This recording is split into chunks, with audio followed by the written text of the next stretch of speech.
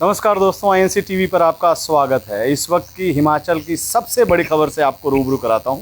हिमाचल में करोड़ों का घोटाला हुआ है। तकरीबन 1 महीने पहले कांग्रेस के विधायक राजेंद्र सिंह राणा ने फर्जी डिग्रियों का मामला उठाया था और करोड़ों रुपए के घोटाले का आरोप लगाया था। और आज बीजेपी के पूर्व मुख्यमंत्री शांता कुमार ने उस मुद्दे को फिर छेड़ा है और उन्होंने कहा है कि जिन्हें जेल में रहना चाहिए वो बाहर हैं। इशारा उनके जो है वो साफ तरफ से देख सकते हैं। इशारा जो है वो एक पूर्व मुख्यमंत्री के ऊपर है।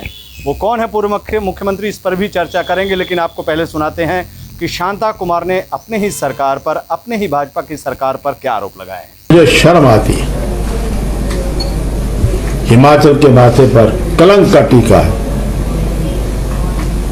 डिग्रियां बिकती रही लाखों के हिसाब से कई वर्ष तक, और भारत की फर्जी डिग्रियां कई प्रदेशों में बिकती रही और हिमाचल सरकार को पता नहीं लगा। मैंने तो कहा था कि उस समय की सीआईडी को पकड़ो। जब हम विपक्ष में होते हैं तो सीआईडी मेरे होटल के नीचे बैठी रहती थी, कौन आ रहा है, कौन जा रहा है, कौन मिला, कौन नहीं मिला, लेकिन फर्जी डिग्री का पता नहीं लगा। यदि आप सोचिए ये क्या हो गया हिमाचल प्रदेश को। आखिर फर्जी डिग्री जब बिकती थी, किसी परिवार में कुछ लोगों को पता लगता था, चर्चा होती होगी। ये नहीं हो सकता कि पुलिस को पता लगेगा, ये नहीं हो सकता सरकार के लोगों तो पता लगा, लेकिन ये लाखों का मामला था, करोड़ों का मामला था। और दुर्भाग्य है कि पैसे के आगे सब बहुत कुछ दिख जाता है। एक विचारक ने कहा था कि सोने से लदा हुआ गधा किसी भी ऊंचाई पर पहुंच जाता है, पैसा कुछ भी करवा लेता है। मैंने सरकार को कहा है और विशेष रूप से जयराम जी को कहा है, फर्जी डिग्री की जांच धीरे हो रही है, जल्दी होनी चाहिए। आज तक कुछ लोग जेलों में होने चाहिए थे, खुलेआम घूम रहे हैं कुछ लोग। मैंने संजय कुंडू जी को भी कहा था, मैं संतुष्ट नहीं हूं जांच से, मैं यहां भी कह रहा हूं, तो जल्दी जांच करो, पकड़ो उनको। और ये देश का दुर्भाग्य है, भ्रष्टाचार होता है, जांच चलती है, चलती रहती है। तो ये आपने जो बात कही ना, ये मेरे कष्ट होता है इससे मुझे कि मेरा प्रदेश में है, मेरा प्रदेश है। तो दोस्तों, जिसने मुद्दा उठाया फर्जी डिग्रियों की, जिसने जांच पड़ताल की, बहुत इस पे रिसर्च किया, वो है राजेंद्र सिंह राणा, कांग्रेस के विधायक। 1 महीना पहले तकरीबन जब विधानसभा का सेशन था, उसमें उन्होंने तैयारी की थी, लेकिन किसी वजह से वो इस मुद्दे को विधानसभा में नहीं उठा पाए, क्योंकि उस वक्त स्थगन हो गया था। वो हमारे साथ हैं और वो लगातार इस मुद्दे को उठाते रहे हैं। ये देश का सबसे बड़ा घोटाला है। वैसे फर्जी डिग्री का नाम जब आता है तो कई नेताओं के भी उसमें चर्चा शुरू हो जाती है, लेकिन हिमाचल के जो फर्जी डिग्री का मामला है वो बेहद ही गंभीर है। कई यूनिवर्सिटियां बन गई, कोई परमिशन नहीं, और शासन जो था उसके ऊपर भी चर्चा करेंगे, किसका शासन था। राजेंद्र सिंह राणा हमारे साथ है। राणा साहब, अब तो आपके मुद्दे को भाजपा ने ही उठा लिया और भाजपा भी कह रही है कि हाँ, ये बहुत गंभीर मसला है। फर्जी डिग्रियाँ, करोड़ों का घोटाला। आप 1 महीने तक चिल्लाते रहिए, चलिए कम से कम कोई मार्गदर्शक, बीजेपी की जिसको कहती है कि ये मार्गदर्शक हैं, उन्होंने भाजपा को ही एक मार्गदर्शन जरूर दिखाया है कि इस पर जो राज्य सरकार है, जयराम ठाकुर सरकार है, उस पर कार्रवाई करे। विस्तृत से जनता जानना चाह रही है कि ये फर्जी डिग्री का घोटाला है क्या। देखिए, 1 महीना पहले नहीं, मैं तो पिछले साल से इस मामले को उठा रहा हूँ। और पिछले वर्ष 2020 में फरवरी की 23 तारीख को विधानसभा में ये मुद्दा उठाया गया था। और जब ये मुद्दा उठाया गया तो उस समय जो है हमने वॉकआउट भी किया, सरकार ने सुनी नहीं। और उसके बाद जब सरकार ने इस पर थोड़ी बहुत चर्चा भी करी तो उस पर उन्होंने एसआईटी का गठन किया। और अब तक जो है तकरीबन 8 लोग जो हैं वो एसआईटी के गठन के बाद 2 लोग अरेस्ट हुए हैं और 6 लोग पहले जो है इस पर जब पुलिस ने रेड करी थी उसमें अरेस्ट हुए थे। बहुत लंबा मुद्दा है ये जो यूनिवर्सिटी फर्जी डिग्रियों का मामला है, इसमें मानव भारती विश्वविद्यालय जहां से पुलिस की जांच में पाया गया है, लगभग ये जो है 5 से 6 लाख फर्जी डिग्रियां बांटी गई हैं। सोचिए पूरे देश में डिग्रियां गई होंगी, विश्व में गई होंगी। ये दुनिया में गई हैं, ये मतलब नॉट नेशनल लेवल पर बट इंटरनेशनल लेवल पर भी ये डिग्रियाँ विदेशों में पहुंची हैं। और जब हमने इस मामले को बार बार उठाया और हमने सरकार से आग्रह किया कि ये जो मामला है ये स्टेट पुलिस का नहीं है, इसको सीबीआई को दीजिए, क्योंकि कई स्टेटों में विदेशों में ये डिग्रियाँ, फर्जी डिग्रियाँ पहुंची हुई हैं। और सबसे बड़ी हैरानी की बात इस बात की है कि ये जो जिस व्यक्ति ने ये राजकुमार राणा नाम का जो व्यक्ति है, जो मानव भारती विश्वविद्यालय जिसने ये यूनिवर्सिटी खोली थी, उसका जो पिछली बैकग्राउंड थी वो भी काफ़ी संदिग्ध थी। और उसके बाद पहले भी उसके ऊपर 420 के कई मुकदमे दर्ज हो चुके थे।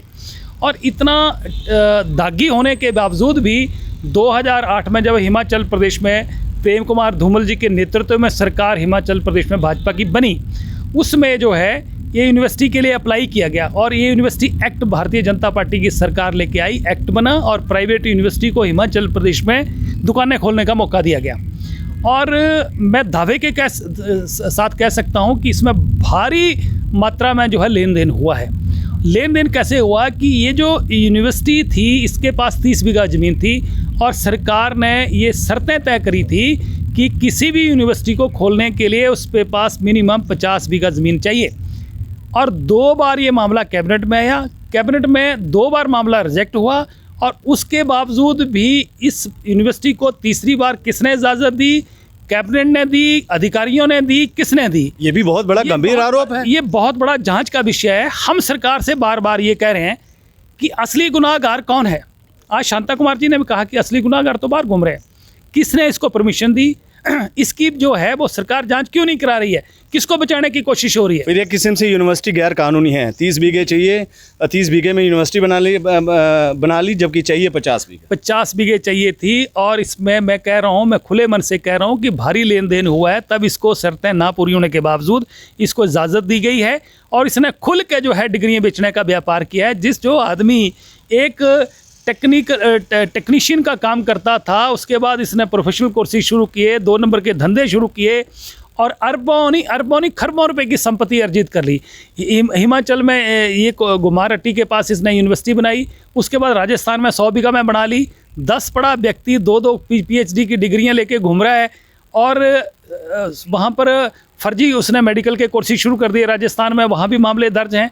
तो इसलिए बहुत बड़ा घोटाला है। और जब ये पुलिस ने रेड करी है उसके बावजूद उसके अकाउंट से, यूनिवर्सिटी के अकाउंट से करोड़ों रुपया जो है विड्रॉ हुआ है और 2 नंबर का पैसा भी इन्होंने कहीं भेजा है, किसको दिया है, क्या है, ये बहुत बड़ा मामला है। और पुलिस जो है इस मामले को लिपापोती करने की कोशिश कर रही है। 8 के 8 लोग जो अरेस्ट हुए थे वो सारे के सारे बेल आउट हो गए हैं। कोई सरकार जो है डबल बेंच में नहीं गई, कोई सुप्रीम कोर्ट में नहीं गई। इतना बड़ा मामला है और मुझे लगता है कि इससे बड़ा शिक्षा के क्षेत्र में इससे बड़ा कोई भी फर्जी बड़ा आज तक हिंदुस्तान में नहीं हुआ होगा। मतलब ऑफ द रिकॉर्ड बात करें तो जब शांता कुमार जी कह रहे थे तो वो 2000-1500 इससे इतने ज़्यादा करोड़ों का घपला बता रहे थे।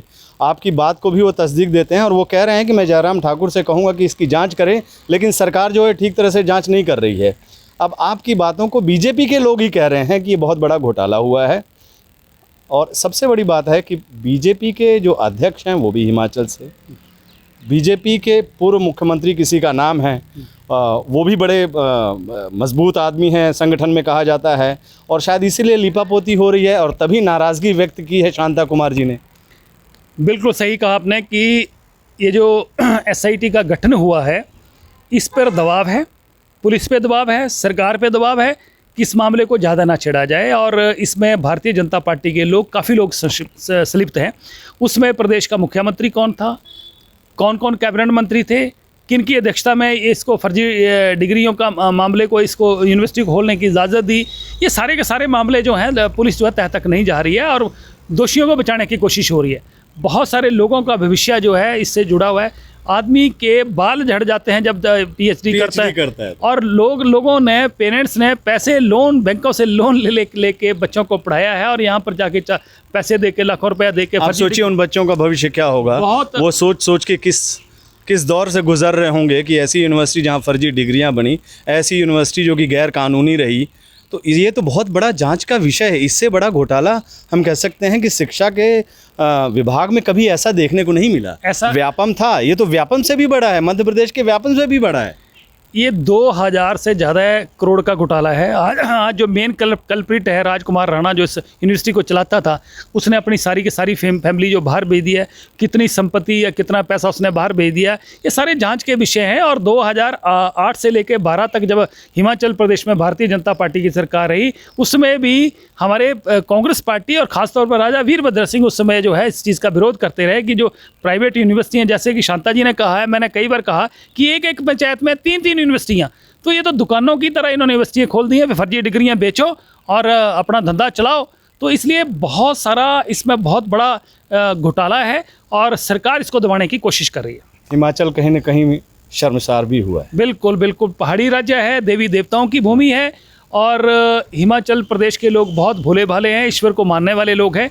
और ऐसी बदनामी जो हुई है हिमाचल प्रदेश की, तो हम चाहते हैं कि इस बदनामी को सरकार जो है से बचने के लिए कम से कम उन लोगों को तो उनके ऊपर हाथ डाले जिन लोगों ने इसको अंजाम दिया है। कौन लोग हैं वो जिन्होंने इसको इजाज़त दी है? कौन लोग हैं जिन्होंने परमिशन दी है? कौन लोग हैं जिन लोगों ने शर्तें पूरी ना होने के बावजूद भी इस यूनिवर्सिटी को चलाने की इजाज़त दी, जबकि इसका पिछला रिकॉर्ड जो व्यक्ति का था वो पूरा संदिग्ध था, 420 का था, कई मुकदमे 420 के उसके ऊपर हुए हैं और उसके बावजूद भी इसको जो है वो। आपको लगता है चुनाव आने वाले हैं हिमाचल में, इससे बड़ा मुद्दा कोई हिमाचल के लिए नहीं हो सकता है? पहाड़ी राज्य है, आपने देवी देवताओं की बात की है और इतना बड़ा घोटाला, इतना बड़ा फर्जीवाड़ा इस पहाड़ में हुआ और शांति से सरकार चुप करके बैठ करके देख रही है। कांग्रेस का रुख क्या रहेगा? ये कोई सबसे बड़ा घोटाला है।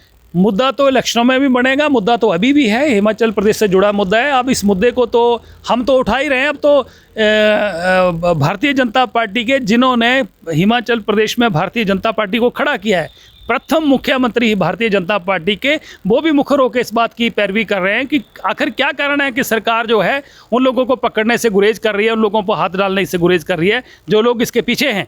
कौन लोग हैं वो? किन लोगों ने इस यूनिवर्सिटी को चलाने की इजाज़त दी? कौन लोग हैं जिन्होंने ये डील कराई? कौन लोग हैं बीच में जिन लोगों ने इसमें कैबिनेट में थे, जिन लोगों ने इजाज़त दी? क्यों नहीं उनसे पूछताछ हो रही है? सरकार इसको दबाने की कोशिश कर रही है और हम लोग इसका चुनावों में भी इसका पूरा इसको इस मुद्दे को बनाएंगे। और ये हिमाचल प्रदेश में एक मुद्दे नहीं, कई मुद्दे हैं। आज सरकार जो पूरी तरह बैकफुट पर है, काम लोगों के हो नहीं रहे हैं और प्रदेश का कर्मचारी तंग है, महंगाई का मुद्दा है, कई तरह के मुद्दे हैं, मुद्दे तो बहुत है। लेकिन ये घोटाला का सबसे बड़ा मुद्दा है देश का, शिक्षा का, शिक्षा को बेच दिया। आज देखिए कि हिमाचल प्रदेश में क्या बोले, देवी देवताओं की भूमि है और कोरोना के मार से लोग जो है परेशान हैं और पूरी दुनिया कोरोना की चपेट में आ गया और हिमाचल प्रदेश में कोरोना के नाम पर जो है घोटाले हो रहे थे। तो घोटाले तो कई घोटाले हैं हिमाचल प्रदेश में, परंतु ये घोटाला जो है इसने हिमाचल प्रदेश को शर्मसार किया है। आपका बहुत बहुत शुक्रिया NCTV से बात करने के लिए। ये थे राजेंद्र सिंह राणा, जिन्होंने हिमाचल प्रदेश में फर्जी डिग्रियों का, करोड़ों का घोटाले को उजागर किया और आज भारतीय जनता पार्टी के पूर्व मुख्यमंत्री रह चुके शांता कुमार ने भी इस मुद्दे को उठाया है। इशारा साफ है, उस वक्त मुख्यमंत्री कौन था दुनिया जानती है। शायद इस वक्त वो सत्ता में रहकर अपनी चीज़ों को दबाना चाहते हैं, लेकिन अब ये बात दूर तक फैल चुकी है और ये मुद्दा दबने वाला नहीं है। भूपेंद्र नारायण सिंह आपके साथ इस बुलेटिन में इतना ही। धन्यवाद।